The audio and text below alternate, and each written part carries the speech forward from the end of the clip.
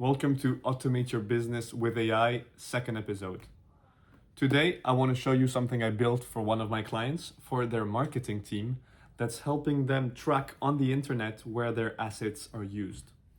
My client is a very large retail company that has a global marketing team tasked with creating assets for all the countries where the company is located. They send those assets within their own company, but also to partners and other websites that resell their products. And so up to now, they had no way of tracking whether those assets made by the global marketing team were actually used by the units and the people within the company, the other teams, or their partners in all the countries around the world. They were spending time looking online to see if all their partners one by one had reused the asset, on which website, tracking manually on Excel which website was referencing their asset, and basically judging more or less by feel whether the campaign was a success or not. For them, I built an entire N8N flow that looks for every corner of the internet for their assets, builds them a comprehensive list of all the websites that reference their asset, and then makes them a nice dashboard to track the evolution over time, track the results by country, by website, by domain, etc. So let me show you how you can build this as well for your website. If you're a retail company, if you have a marketing team, this is something that could be useful, that could give you other ideas of things to build as well. So let's get straight into the flow now. So let's take a quick look at the solution I have built for them and how it makes them save a lot of time. How does it start? I'll go step by step. So the company sends me their asset campaign with all the photo shoots that have been done, the videos, etc.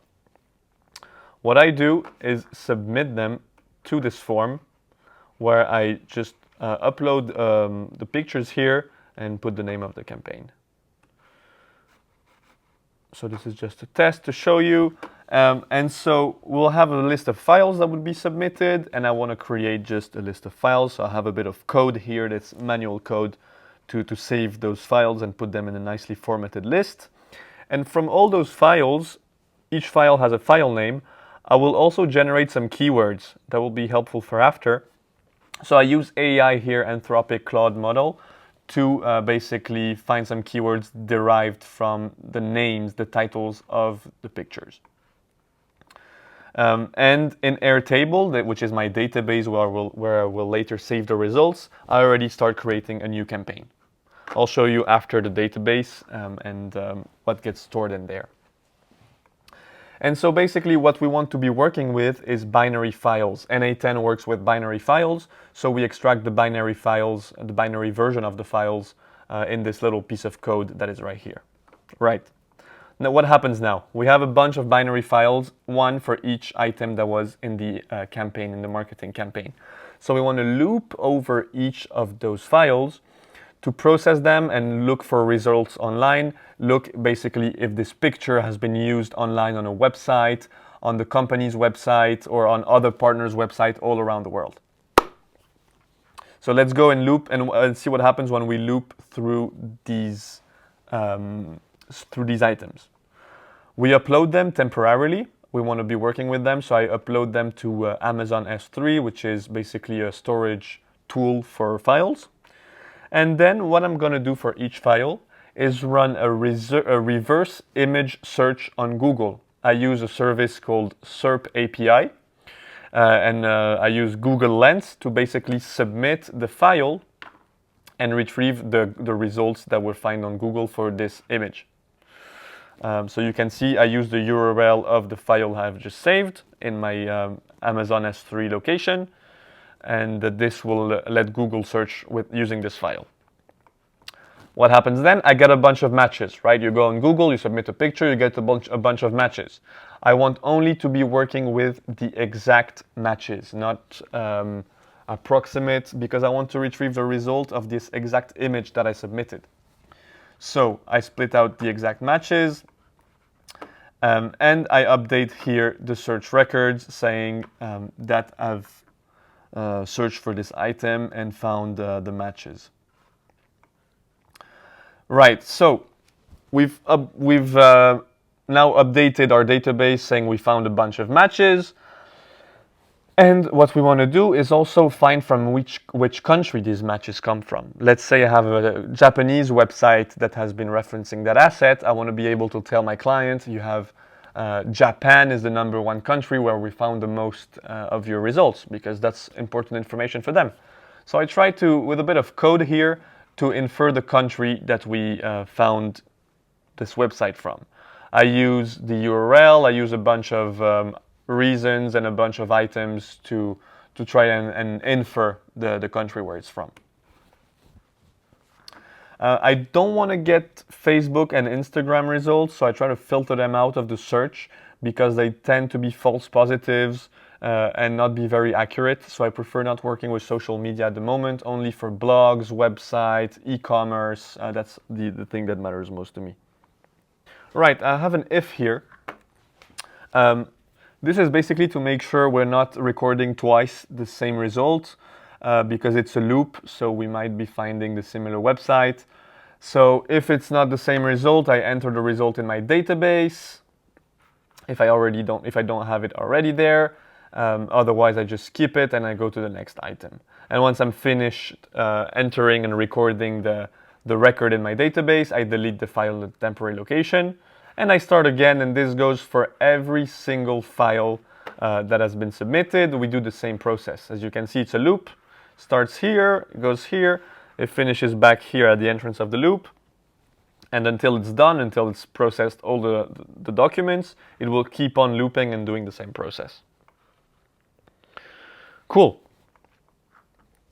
Now we received and entered in our Airtable database a bunch of results. It can happen that there are some false positives. We see for some reason the result retrieves a website that doesn't have an asset. It's completely different. It's happened sometimes. So I don't want to present these to my clients. They're false positive, they're altering the data. So I built an AI agent here that goes through all the lists, all the items that we've recorded, checks the website, and double checks that the file is actually in that website to confirm. Otherwise, it will delete the entry from our database. It happens that sometime a website will have the picture that we wanted, then it deletes it from the website, but when we look for it using our SERP API tracker, it's still in the metadata and still in the data of the website, some records to that file, and so for some reason it marks it as an exact match. So this is just basically a security layer to remove the false positives. We have AI that goes through the website and checks the website for that file. So basically this is how we get our list of results in the Airtable database. And then we want to count all the results to create a dashboard. So I have created a sub-process here, which is basically another process that is triggered from this one, that will basically aggregate all the statistics of the things that we found.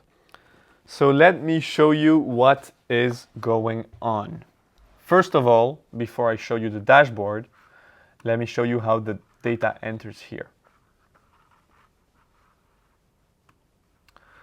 We've got one campaign, right? So this is the last campaign I run as a test with a bunch of files and a bunch of assets. And these are all the results that were found online from those assets. We got 97 results, and these are all the websites that basically have included one file that was given by my client. And so you can see here we rank by file name as well. I don't want to show you who my client is, so I'll skip maybe through this. I don't want to show you who my client is, so I'll maybe skip through this. But basically, we get all the results here in a nice formatted database. Okay? What we can do with this database now is create an interface. Airtable enables you to create an interface which looks like this and is essentially a dashboard to track all the results. We found 97 results. We've ranked them by country. #1 result being Japan. Some countries where we're not able to find them, so we have global unknown. And then China, France, Taiwan, Poland, etc., etc. We can find also which asset was the most popular and was the most reused. One of those assets has 62 results. And we can also find by which website was using it the most. Thank you very much for listening. Today we did a marketing example of how you can use automation in your marketing team. There's many other examples. Let me know if you want me to continue doing marketing examples, if you prefer to see automation applied to another department, another unit, or another type of business. And if you want our help, please send me an email. My email will be in the description. Thank you very much and see you for the next episode.